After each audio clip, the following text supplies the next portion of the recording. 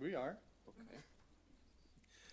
So we come to the third speech. It's about a framework for evaluation of speech-to-text benchmarks by Alex and Katja. And I wish you, I don't know, much fun. Thank you. Thank you.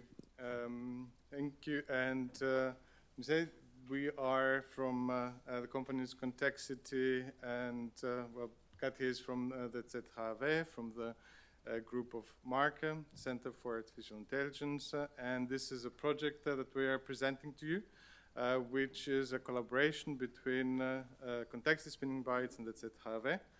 It was started in a commercial setting, and it has to do with benchmarking speech-to-text and doing that in an as easy or facilitated way as possible. So this is the context of the presentation. Just a short overview. We will talk about how we understand the problem that we're trying to solve, what is the scope of what we're trying to do, a bit about what the framework is, and first some interesting results we got from using the framework on some public corpora. It's actually the Caesar corpus. Some of you might be familiar with it from 2019. Katja will tell us more about that in a bit. So to start with the scope, automatic speech recognition obviously has a lot of applications in a lot of domains. And every engine that is possible to use also comes with a lot of caveats and situations where it performs better. And there's a lot of things to consider when one is evaluating the best engine for their own purposes. So there is at least we have also been able to find out there's no such thing as the best engine ever, plus the best engine ever might cost too much, might not cover your language or your language dialect, might not have some of the speech-to-text features that might be important in your context, like it might not be able to do diarization, or it might not be able to add punctuations, and so on. Plus, one also has the difficulty that a lot of the engines, especially commercial ones, have been trained on mostly everything that is available in the public domain. So if you want to test them, you probably need to have your own data, but if you have your own data, then you need to also have your own test facilities, frameworks, tools, etc. So there's a lot of complication there. And there is a domain that makes things even more interesting or more challenging. And this is when one is trying to evaluate engines that do real-time transcription, because then additional factors come into play. First of all, one has to simulate real-time, then one has to consider all the factors and parameters that have to do with latency. One has to consider what to do with partial results or provisional results, because obviously if you're interested in live transcription, then you're also interested in having the transcription as soon as possible in order to use it in different ways. And it is also even the task of parallelizing evaluations at this level is challenging because of the real-time factor. So you want to make sure that you can run the tests in a reasonable amount of time, because if you have I don't know, several hundreds of hours that have to be evaluated in real time over several engines, etc., you can imagine that under normal conditions you might have to wait quite a bit for that. So this is in general the scope that we worked in, and this is what we tried to address. And the way we did that is we created the framework. This is basically a platform for doing benchmarking. It does support also evaluation of real-time transcriptions, and you can add to it whatever samples or corpora you would like to evaluate. And there's even a user interface, an administration user interface that you can actually manage the things through. And the way the framework works is it has a standardized format for samples and a standardized format for transcripts. and in that way it can take in a lot of samples, convert audios, has the ground truth, evaluate different engines, again convert back the transcript that it gets to a common format, and then pass that through different evaluation services. And this means that with these things in place, it is possible to plug in new engines. So it is possible to easily address new engines by simply implementing the corresponding APIs. The same is true for the evaluation services, whether it is word error rate or some more exotic metric that one wants to apply. These are easily possible to add, and it has been designed so that it can run at large scale, individual servers, but also clusters and so on. So it can really take on big evaluations. And very quickly also regarding the process. So in this framework or this platform makes it possible for people to, once they have their samples in a common format, and there is actually a tool to help you do that, to bring from different formats into the format that the platform understands. Samples are uploaded to the platform. One can have different configurations for engines. So if the engine has different options, you can have different one of them. For instance, how much latency is an engine allowed to have before delivering results and so on. One can define benchmarks whereby one defines sets of samples to be evaluated and how, execute the benchmarks and export results. And this can be repeated several times with several different configurations, even with the things happening in parallel. A couple of highlights from the platform before we pass on to having a look at it in action, or in action in sense of results that we have already derived. We have also devised ways for exposing engine-specific options to the interactive user interface. So for every engine, if there are things, if there are knobs you can turn to configure things, there is a way to do that also interactively.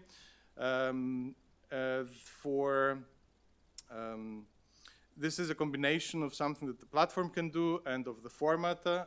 We have ways of capturing different properties of the corpora that are being used, so that one has the possibility to select whatever they need out of bigger corpora. For instance, if you want to have German spontaneous speech, then you can do that. If you want to have an entire corpus, so you can do that, and so on and so forth. Or only male speakers of a specific age, etc. As long as the properties exist and they are listed together with the samples, they are possible to use in order to create subsets that can be benchmarked in a more targeted manner. And maybe I'll move quickly. Yeah, you can do a lot of benchmarks, execute them multiple times, reevaluate them as necessary, and you also get the results exported. We do some basic, we can export some basic statistics together with the results, but we also can export a full run, like for every sample, the ground truth text, and for every engine, what exactly was the transcript that the engine generated. So there can be a lot of different types of analysis that one can do with the result. If they just want things like word error rate, latency, correlations with confidence that the engines reported, and whatever this can already be used directly from the data that we export for every benchmark run. Now, is this a useful thing? This is, I think, in the eye of the beholder. This means that if there are situations where you want to test a lot of things in one go without having to invest in all that kind of infrastructure, then I think this is a very, very useful tool to have.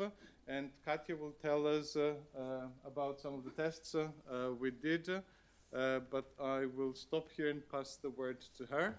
Thank you. So yeah, as said, the platform outputs very nicely the results per sample with word error rate, ground truth. We can see, we can investigate. And like as an example, we used a subset of Caesar corpus of 2019, and we included in this test run, let's say, some corpora with scripted speech, which is common voice, Libri speech, clean, and other, which means clean are the samples that were checked by 2 or 3 people that the ground truth is correct, and other were not checked. So let's say there is no certainty that the ground truth really correlates with how and what is being said in the audio. Then we also have ST, Timid, and VoxForge for scripted speech. We also use Tedlium, which is like TED Talks, semi-spontaneous speech, so they are monologues. And for spontaneous speech, we used RT mostly. If we are interested, we can take a look later at this table, and if we have time, this gives us a look at what we can expect from the corpus, let's say, how many samples, what information it has. So we use the corpora to evaluate 3 commercial engines, which is Azure, Google, and Amazon. Some of them have different models for English. We used American English model for all of them. And spontaneous and semi-spontaneous speech corpora, they were segmented as for Caesar 2019. So first of all, yeah, we go with the classic word error rate to see how well the engines perform on different corpora. I hope you can read it, probably a little bit with the difficulty. So I will maybe yes, you can see. So first of all, what we can see is that spontaneous speech, rocket high, 52%, 42, and 28 for different engines. And thank you. Also, we can see that Amazon is much better with the with the spontaneous speech than 2 other engines. Another thing to see that is interesting is the Libri speech clean and Libri speech other that differs quite a lot, 9% compared to 17%. The checked corpus against the not checked corpus. For Amazon, also for Azure, the difference is big, and for Google, even bigger, which probably tells us that really there are some problems with the ground truth. And also from other experiments we did in parallel, we can say that the trustfulness of the data is very important and quite an issue still. Another finding from this graph that we can see is that Azure performs really equally on all the scripted speech pretty well, and also the semi-spontaneous one goes very high in the spontaneous speech though. While Amazon, for example, deals much better with the spontaneous speech, but is not that consistent over the scripted speech. So next thing, as we said, the real-time transcriptions is also something to be aware of, and this is the latency, the averaged latency, the time from when the engine gets the task, let's say, and when it delivers. And here we can see that the times differ quite a lot, up to 3-4 times more for one corpus to another, and also inside a corpus for different engines it differs, but rather less. Also, we can see that when we aggregate the data for some metadata like native speaker and non-native speaker, or again scripted, semi-spontaneous, spontaneous speech, the averaged latencies, they differ. Also, one could think that, like from these graphs, we can see that a non-native speaker, for non-native speakers, the latency is smaller, and for native speakers, the latency is higher. Or for spontaneous speech is lower, and for semi-spontaneous scripted is higher, which makes you think maybe it correlates with word error rate somehow, because exactly for non-native speaker, the word error rate is a little higher. For spontaneous speech, the word error rate is a little higher. But it's not quite the case. This, here we can see actually the latencies plotted against the word error rate, and there is no linear correlation. However, if we use an option on the engines, we can configure that maximum latency allowed is, I don't know, let's say 10 seconds or so. When we do that, from small to high, there is a slight difference when we give the engine really little time to answer. The word error rates are a little higher, and if we allow a little bit more freedom, the word error rates go a bit lower, but they go lower, slower, and slower. So sometime at the beginning of the latencies, like at the shorter latencies, it really matters how much you allow the engine to think, let's say. But when they have as much time as possible, it doesn't really get much better. This is something that we found out and we wanted to share with you. Then, yes, we have this possibility in the framework to take a look at different settings, at different metadata. For example, whether the engine understands the male speakers better than the female, who knows? Native and non-native, different accents definitely matter.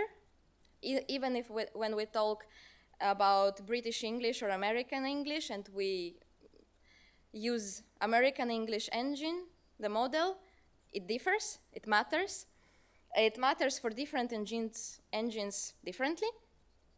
And we will also have an example for it a bit later.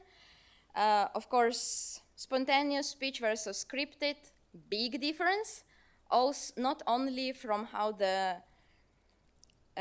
engines perform, but also by how you prepare the data, how you segment or not segment it, how you go about the field poses, the stop words, and so on, or repetitions, or not finished sentences, because all the engines, of course, they have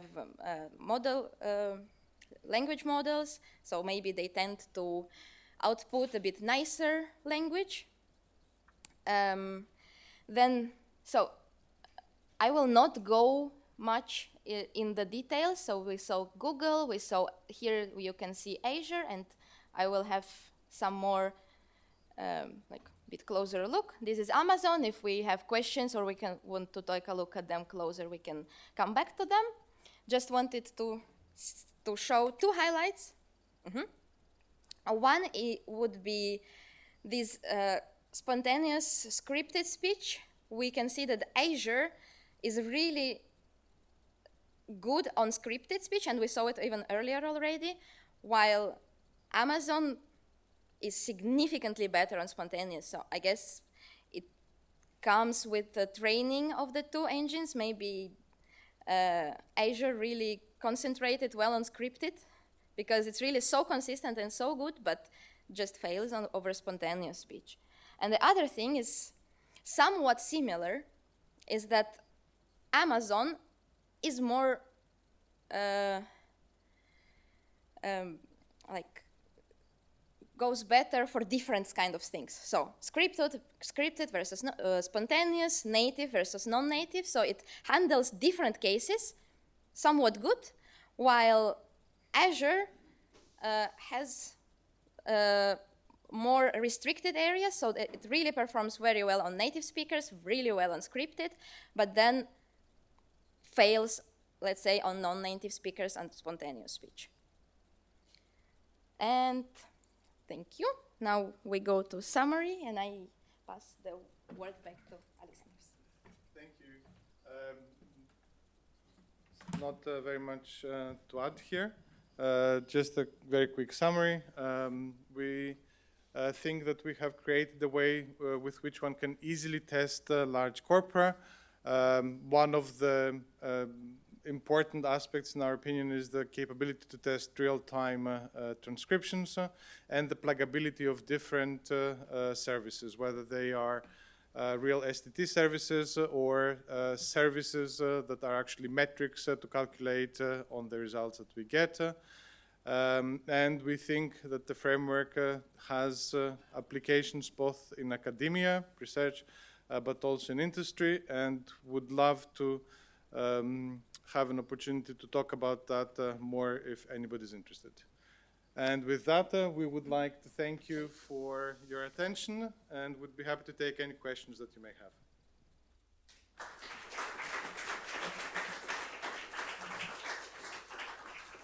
And you can see the framework live at the exhibition. If you're interested, would love to show it to you. Katja, do you result on Azure rely on the new Azure model, which was updated end of April, or is it before that? Sorry, I didn't understand the question. Can you repeat that? The Azure model was updated end of May. No, end of April. These are very fresh results, Manfred. Very fresh results. So that's it relies on the new model. Yes, this is, I mean, the evaluation was run in the last part of May, beginning of June. So it, unless they did something special, then we must have used the new ones, yes. This time not tricky question, just 2 remarks. So the LibreSpeech test set clean and other. It's not that it's checked or not checked. What it did is they just run over the speech-to-text engine and check the word error rates. Mm-hmm. And there's then the one set clean, which is lower word error rates. Maybe the speaker spoke a bit better, slower, with less noise. Mm-hmm. And the other test set got then split where the word error rate is just generally higher. Again, maybe higher noise, or so both are checked because from both you have the transcripts. So it's thanks for the clarification. Yeah, okay. Easy. And then spontaneous speech, as we've seen, is really problematic, or more higher problematic. And why is Amazon better? Because they really concentrate on Alexa. They collect all their data from Alexa, and this is the spontaneous speech, and that's why they're way better. Microsoft is more concentrating on a balanced data sets from various domains, and spontaneous is then just one domain out of many. They are more balanced in the whole thing, instead of concentrating on spontaneous speech. Just as a remark. Thanks. Yeah, I think this is a good point also. Thank you. Anything else? I will innovate. I'll ask myself a question that I got from a colleague before the presentation. They thought this is a very interesting one. This colleague remarked that in their experience, like the latency, some of the latencies that we got were spectacularly low. Like if you have less than a second latency, on average, this is like instantaneous, almost. And is this realistic? Is this a true latency? And to that, I wanted to point out that some of these corpora have utterances that are rather short, like one sentence. And this means that for a lot of the engines, definitely some of the ones that we saw here, this is like an easy task because they don't have to correlate anything to what was said before. They don't have to figure out if the sentence finished. They don't have to do anything like that. So they can finish a lot faster. And this is also, if you like, this goes back to something I mentioned earlier. One has to use data that is representative for their own domain. So if you are in the domain of Alexa, then this is very interesting because this means that your device can respond very quickly.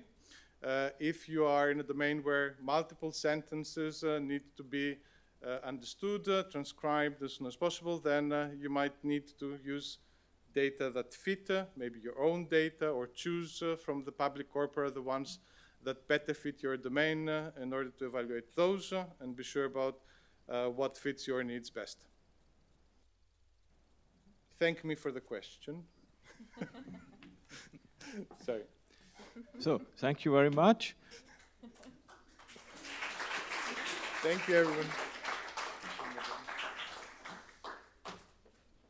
The next thing to do is the coffee pause.